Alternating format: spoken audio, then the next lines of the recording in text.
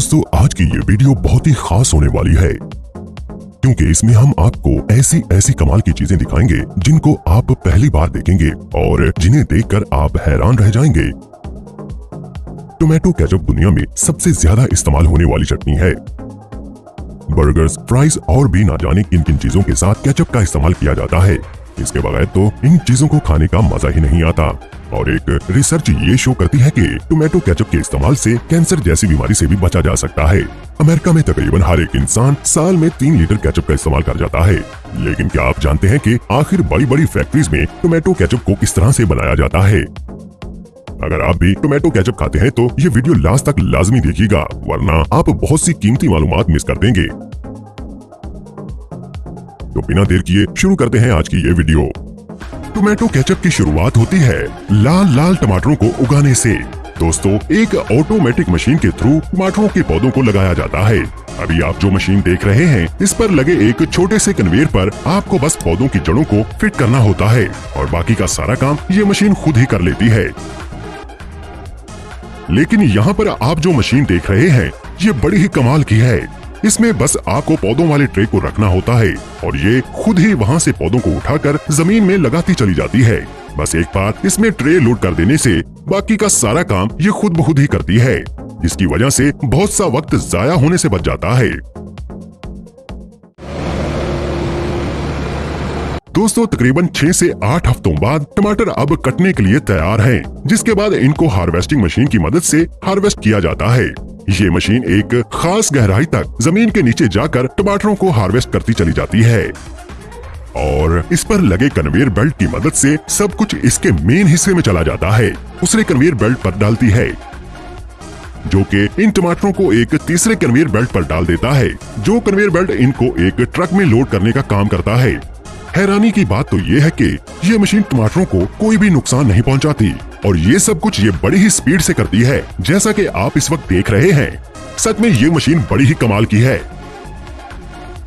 टमाटरों की हार्वेस्टिंग हो जाने के बाद इनको फैक्ट्रीज में लाया जाता है। क्या आप जानते हैं कि टमाटरों की 2000 से ज्यादा इकसाम हैं।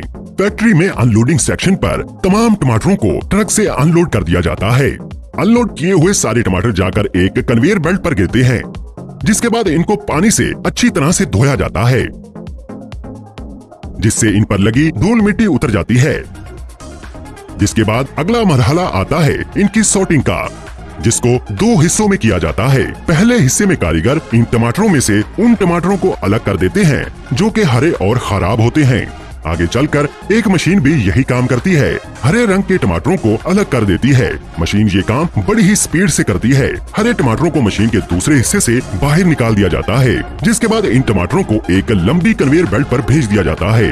आगे चलकर इन टमाटरों पर बेहद गर्म पानी डालकर इनके छिलकों को गला दिया जाता है, ताकि आगे चलकर छिलके आसानी से उतर जाएं, जिसके लिए टमाटरों को रबड़ की घूमती डिस्कों के ऊपर से गुजारा जाता है और तेज दबाव के साथ इन पर गर्म पानी डाला जाता है, जिससे इनका छिलका बड़े ही आराम से उतर जाता है। जिसके बाद दोबारा फिर से बहुत से कारीगर इनकी सॉर्टिंग करते हैं, ताकि मयार पर पूरे न उतरने वाले टमाटरों को अलग किया जा सके। यहाँ से अलग किए हुए टमाटरों को बाद में जूस निकालकर छिले हुए टमाटरों के साथ पैक कर दिया जाता है, क्योंकि छिले हुए टमाटर बिल्कुल ताजे और फ्रेश नजर आने चाहिए। इस तरह के 3 पैक टमाटरों को बड़े बड़े होटलों और घरों में फास्ट कुकिंग के लिए इस्तेमाल किया जाता है। इस कर इनका पेस्ट बना लिया जाता है, ताकि बाद में इससे केचप बनाया जा सके। जब छिले हुए टमाटरों को अच्छी तरह से तैयार कर लिया जाता है, तो इनको एक बहुत बड़े रोटेटिंग टब में एक जगह इकट्ठा कर लिया जाता है, जो इन टमाटरों को डब्बों में भरने का काम करता है, जिसके लिए कन्वेयर बेल्ट पर बहुत से टीन के डब्बों को रख दिया जाता है। डब्बों में सबसे पहले थोड़ा थोड़ा टमाटर का जूस डाला जाता है, जिसके बाद इन डब्बों में छिले हुए टमाटरों को डाल दिया जाता है। ये फिलिंग मशीन बड़ी ही स्पीड से ये काम करती है। बाद में कारीगर डब्बों में फ्रेशनेस के लिए टमाटरों के पत्तों को भी रख देते हैं, जिसके बाद ये डब्बे एक कन्वेयर बेल्ट की मदद से आगे जाते हैं, जहां उन पर सील लगाकर पैक कर दिया जाता है। आखिर में इन पर लेबल्स लगाकर मार्केट में भेज दिया जाता है। अब बात करते हैं कि टोमेटो केचप आखिर कैसे बनाया जाता है।